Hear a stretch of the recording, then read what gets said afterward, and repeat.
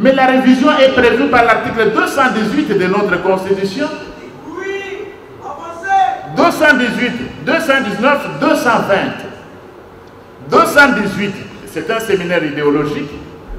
Il faut que les cadres soient mieux outillés. L'article 218 de la Constitution parle de la révision. Donc ce n'est pas tabou. Qui peuvent initier une révision constitutionnelle dans notre pays? On cite 4 personnes qui peuvent initier une révision constitutionnelle. 1. Le président de la République. 2. Le gouvernement réuni en Conseil des ministres. 3. Chacune des 2 chambres du Parlement, c'est-à-dire l'Assemblée nationale et le Sénat, à la majorité de leurs membres. 4. Une fraction de 100 000 personnes qui s'expriment par voie de pétition. Il n'y a que ces 4-là qui peuvent initier une révision constitutionnelle. Lorsque l'initiative vient de l'exécutif, du président ou du gouvernement, on appelle ça projet de révision. Projet. Qu'est-ce qu'on appelle projet? C'est lorsque l'initiative d'une loi ordinaire ou constitutionnelle, lorsque ça vient de l'exécutif, c'est-à-dire du président ou du gouvernement, on appelle ça projet. Lorsque l'initiative vient du Parlement, des députés ou des sénateurs, on n'appelle pas ça projet, on appelle proposition. Donc il y a une différence entre projet et proposition. Proposition, c'est quand l'initiative vient des parlementaires, des députés ou des sénateurs. Lorsque l'initiative vient de 100 000 personnes, on appelle ça pétition. Voilà les gens qui peuvent initier une révision. Ce n'est pas un parti politique. Une ONG ne peut pas initier une révision. Une église ne peut pas initier une révision. Lorsque l'initiative atterrit, qui juge le bien fondé de l'initiative? C'est le Parlement. Parce qu'on entend souvent des questions. Est-ce qu'il y a opportunité? Est-ce qu'il y a opportunité? Est-ce qu'on vous a dit que c'est vous qui jugez de l'opportunité? Non. Ce n'est pas à la Senko de juger de l'opportunité. Non. C'est le Parlement qui juge du bien fondé.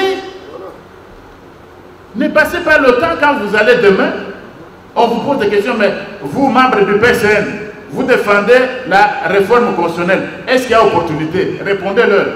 Est-ce que c'est vous qui jugez de l'opportunité?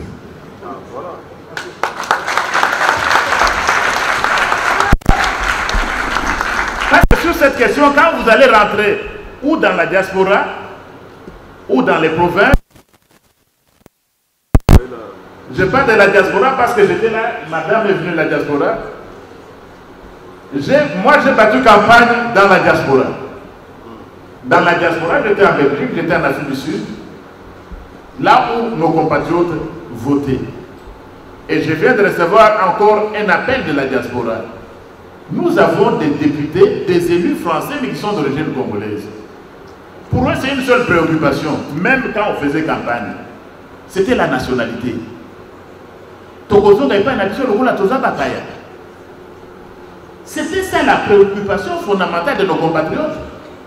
Il y a ceux dont les enfants sont nés en France ou en Belgique.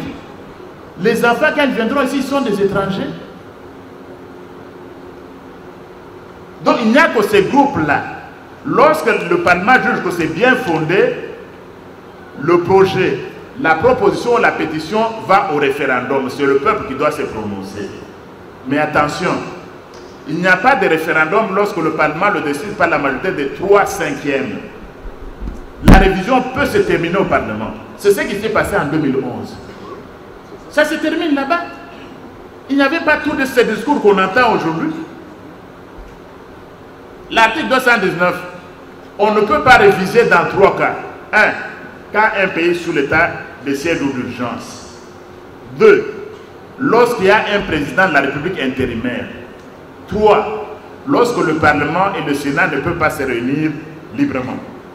Ce sont les 3 cas où on ne peut pas faire la révision constitutionnelle. On va vous poser la question, mais Nord Kivu et Ituri là-bas, mais il y a l'état de siège, comment vous voulez réviser? Qui vous a dit qu'on veut réviser et on veut réviser aujourd'hui? Qui vous a dit ça? Maintenant, le chef a appelé une réflexion nationale. Oh, mais il y a état de siège, mais qui, oui, mais qui vous a dit qu'il y a, on veut réviser aujourd'hui quand il y a état de siège?